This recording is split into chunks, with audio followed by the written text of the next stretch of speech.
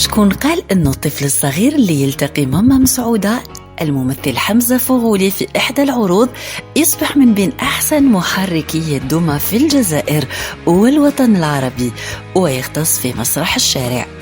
الفنان مهدي قاصدي، قصة نجاح ملهمة. مهدي قاصدي هو ممثل ومخرج مسرح، رئيس جمعية سكامدة للمسرح 42 سنة. ما عنديش هواية بل عندي مهنة.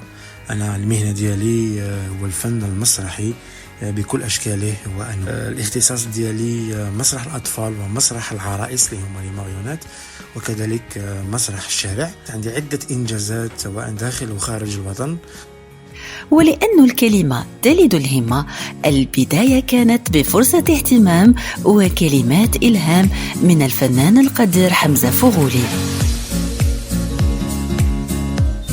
الانطلاقة الأولى ديالي كانت أنا كنت نروح وأنا صغير، كنت نروح لتيبازا عند خالتي فاكونس. كنا صغار سن 17 16 15 سنة، وفي الحي اللي تكون فيه خالتي كان يسكن فيه الممثل القدير حمزة فغولي اللي نعرفوه ماما مسعودة ربي شافيه ويحفظه.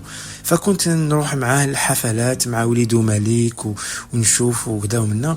من هذاك الوقت حبيت نطلع على المنصة ونزيد نطلع، فعطاني لا شانس، عطاني الاسم ونصحني. فكانت هي أول انطلاقة وأول حب بيني وبين المنصة، والحمد لله يعني نفتخر وربي شافي ويحفظنا عمي حمزة ومام سعودة. النجاح مغامرة صعيبة لكن ماشي مستحيلة. شكون اللي ساعد الفنان مهدي قاصدي في المسيرة ديالو؟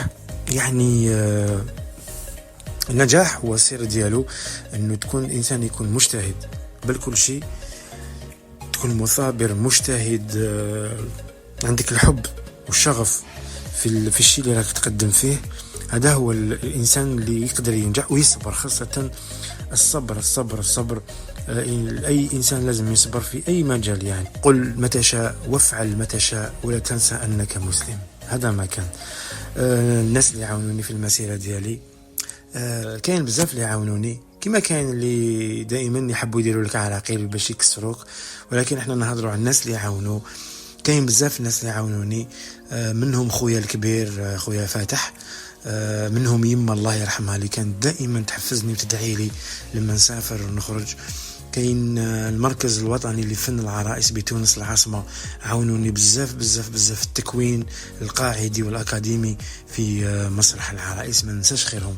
وكاين ناس آخرين أساتذة في التعليم سواء داخل الوطن وخارج الوطن.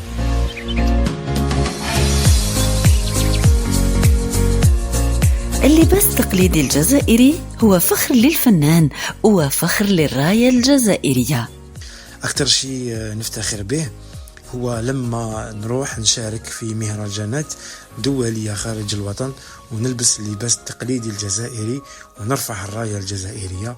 هذا شيء كبير نفتخر به. ولما الناس تجي تسقسيني على اللباس تقول لي واش من لباس راك لابس، نوع اللباس، ونبدأ نشرح لهم، وهذا هو الشيء نفتخر به. مؤخرا تحصلت على أحسن عرض متكامل في المهرجان الوطني الثقافي لفن العرائس بعين تموشنت في طبعته 14، وكنت خذيت أفضل عرض متكامل وأحسن محرك للدمى. هذا هو.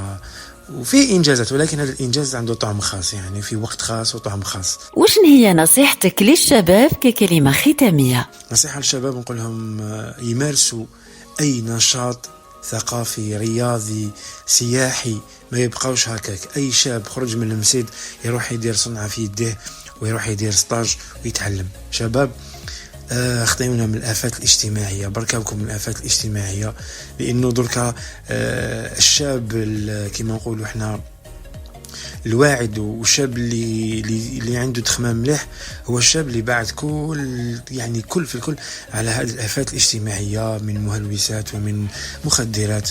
ما كاش كيما الشاب اللي طايع ربي ويطايع والديه. هذه نصيحتي للشباب، ويعطيكم الصحة. وهذا هو مهدي قاصدي.